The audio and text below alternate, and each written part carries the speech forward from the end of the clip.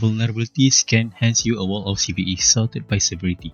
It does not tell you what to fix first. So how does this work? First, we enter host and click scan.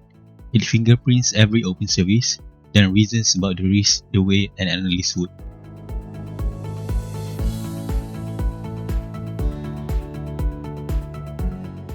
This can find 3 services on localhost: Apache, OpenSSH, and Nginx. Most tools ranks by CVSS alone, but CVSS tells you how bad a bug could be, not whether anyone is attacking it. Sentinel scores each CVE on 3 real signals: CVSS for severity, EPSS for how likely it is to be exploited in the next 30 days, and CISA-CK for whether it is being actively exploited right now.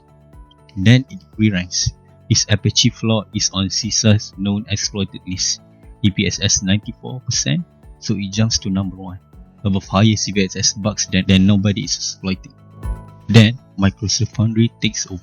5 mini-instruct reasons over the findings and writes the attack path, how an attacker chains this together, and the one fix that breaks the chain first. The model never invents CVEs or change score. That part stays deterministic code. If Foundry is unavailable, a deterministic fallback keeps the tool working. CVE data, scores, and miter techniques are computed in code, so they are always accurate.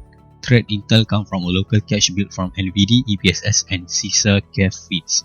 Optionally, an Oracle 23 AI container with AI vector search can be used as a semantic knowledge backend. The scanner uses TCP connect only, no shell command with rate limiting, and a default deny policy for public targets.